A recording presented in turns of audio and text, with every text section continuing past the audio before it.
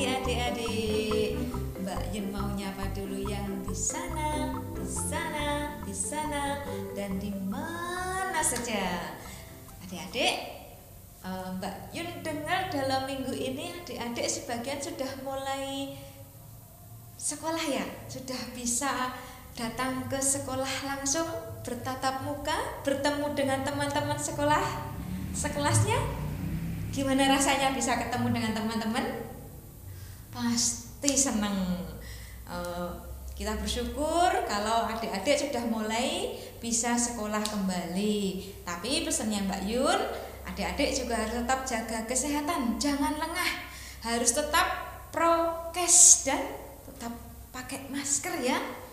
Baik, kita mau mulai sekolah minggu kita pada pagi hari ini. Kita siapkan ya.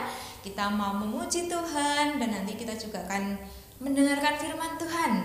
Kita mau mulai sekolah minggu, kita siapkan hati kita dan juga diri kita. Kita mau memujikan satu pujian, Bapa ku datang padamu.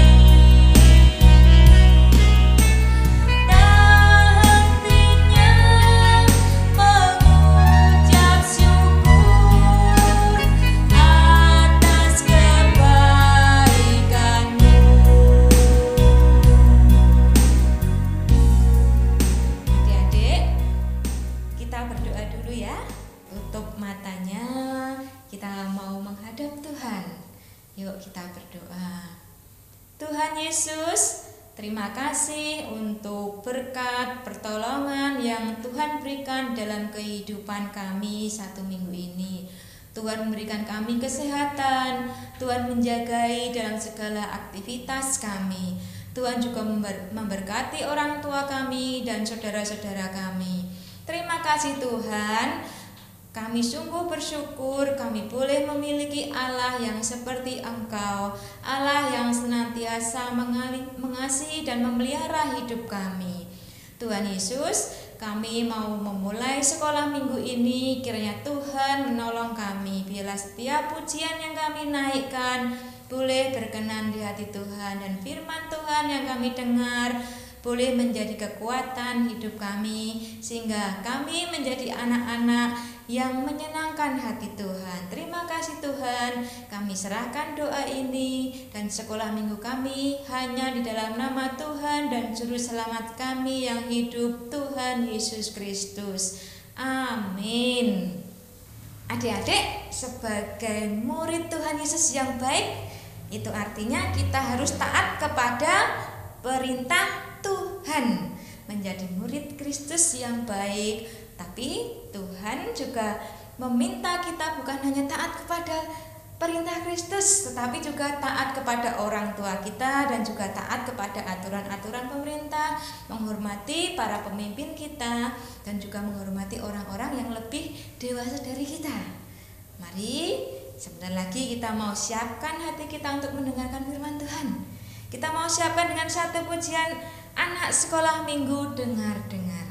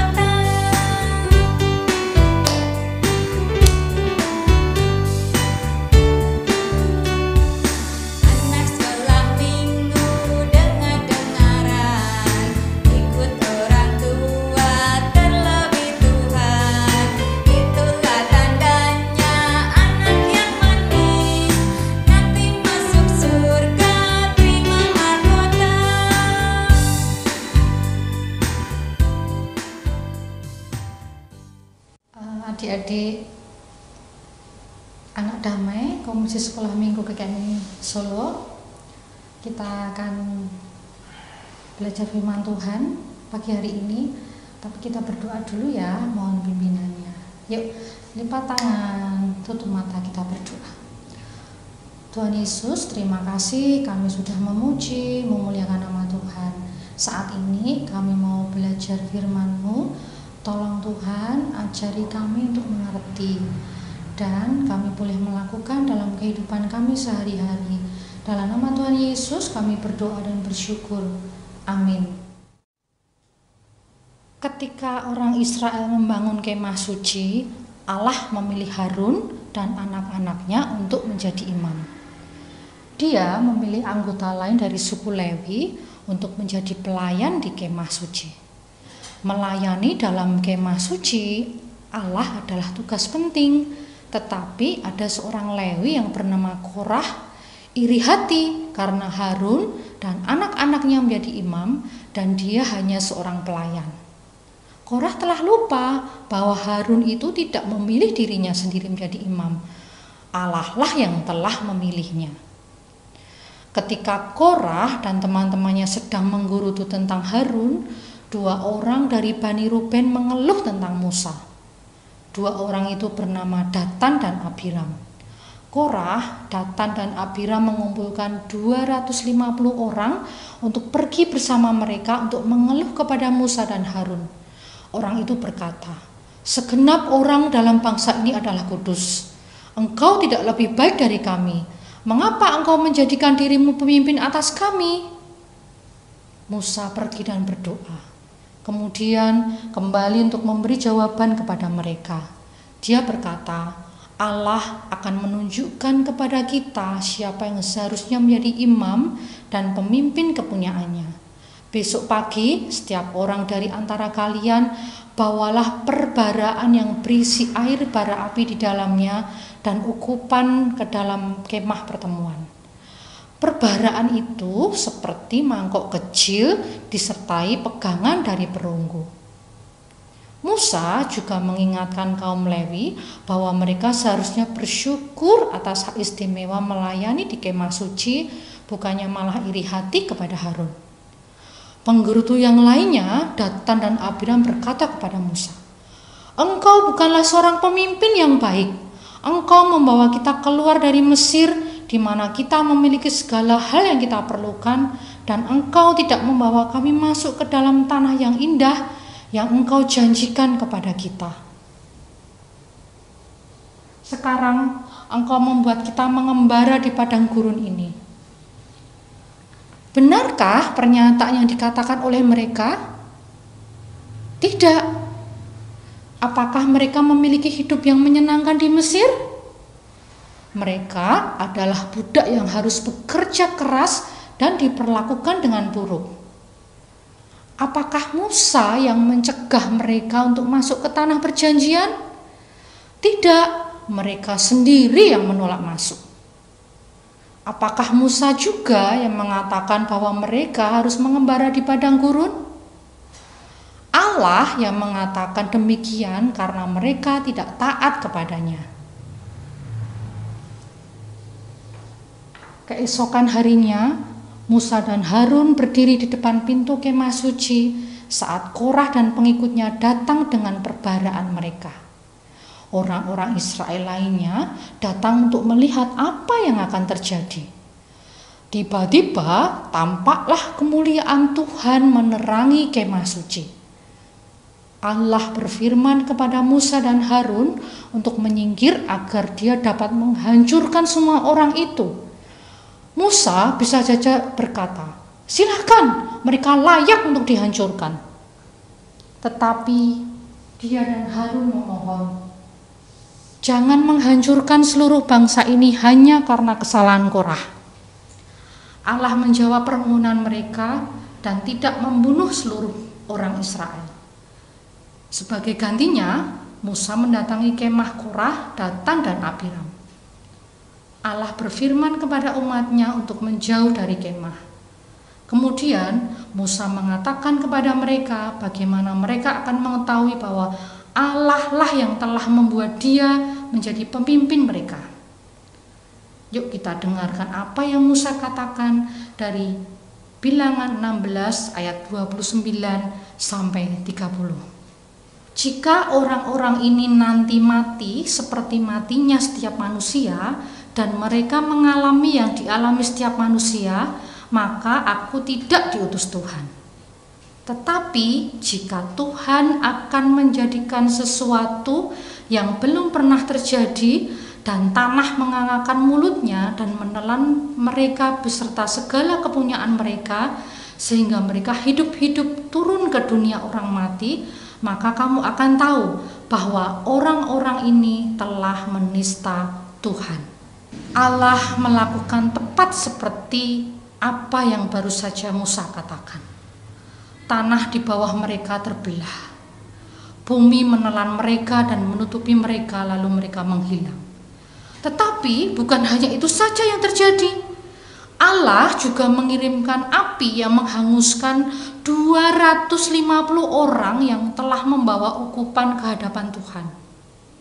Nah, adik-adik, jika kalian berada di sana dan melihat bumi menelan mereka dan melihat api datang dari Allah, apakah kamu akan menggerutu lagi tentang Musa?